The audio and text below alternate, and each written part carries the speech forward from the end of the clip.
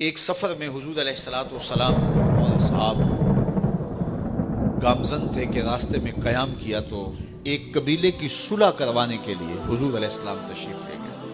وہاں کچھ تاخیر ہو گئی تو صحابہ نے حضرت ابوبکر صدیق کو کہا کہ حضور رک گئے ہیں تو نماز کا وقت جا رہا ہے، آپ نماز پڑھا دیں۔ حضرت ابوبکر صدیق رضی اللہ تعالیٰ عنہ مصلی پہ کھڑے ہوئے۔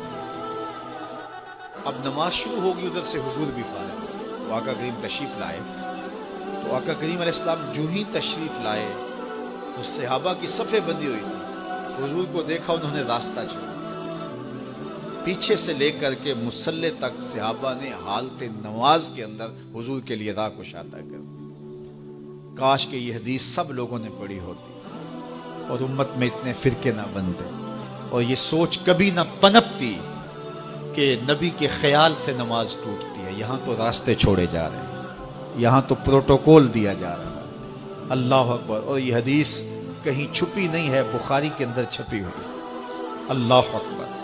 آقا کریم علیہ السلام تشریف لائے تو صحابہ نے راستہ چھوڑنا شروع کر، نماز بھی چل رہی ہے اور حضور کا راستہ بھی چھوڑ رہا ہے۔ بالکل حضرت ابوبکر صدیق کے پیچھے آ کے حضور کھڑے ہوئے۔ ابو بکر لا یلتفت یمینا ولا یسارا، جب آپ نماز پڑھتے تھے تو نہ دائیں دیکھتے نہ بائیں دیکھتے، پوری توجہ انہماک ہوتا۔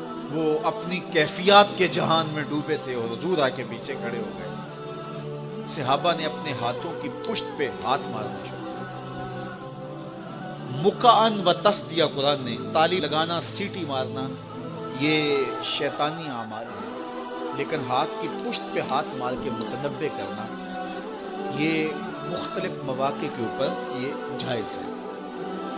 اب جب حضور آ کے پیچھے کھڑے ہو گئے اور صحابہ سمجھے کہ حضرت ابوبکر صدیق ایک استغراق کے عالم میں ہیں، ایک کیفیت کے جہاں میں ڈوبے ہیں، تو انہوں نے اپنے ہاتھوں کی پشتوں پہ ہاتھ مارنے شروع کر دیے۔ تو حضرت صدیق اکبر سمجھ گئے کوئی غیر معمولی واقعہ ہو گیا، دیکھا پیچھے حضور کھڑے تھے۔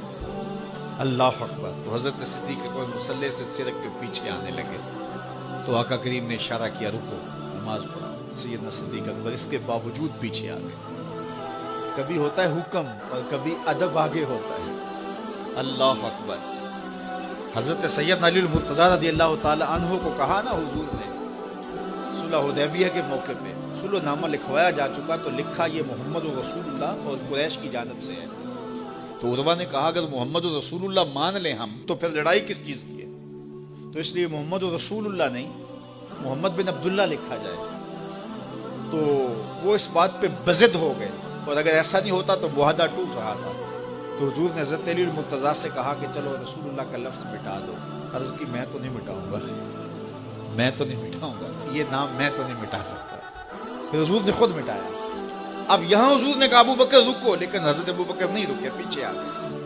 اور پھر حضور خیر مصلی پہ گئے، نماز ہوئی، سلام پھرا۔ حضرت ابو بکر صدیق رضی اللہ تعالیٰ عنہ کو حضور نے کہا ابو بکر جب میں نے کہا تھا تم رکے رہو تو تم کیوں پیچھے آئے؟ تو سنو حضرت ابو بکر نے کیا جواب دیا رضی اللہ تعالیٰ عنہ۔ کروڑوں سلام، لاکھوں عقیدتوں اور نیاز مندیوں کے خراج ان کی چوکھٹ پہ عرض کرنے لگے ما کان لابن ابی قحافہ ان یؤم رسول اللہ صلی اللہ علیہ وسلم۔ حضور ابو قحافہ کے بیٹے کی جرت کب ہوئی کہ رسول اللہ کے آگے کھڑا ہو کے نماز پڑھائے؟ یہ ابو قحافہ کے بیٹے کی ہمت کب ہوئی کہ رسول اللہ کے سامنے کھڑا ہو کے نماز پڑھائے؟ تو ادب پہلا کرینہ ہے محبت کے کرینوں میں۔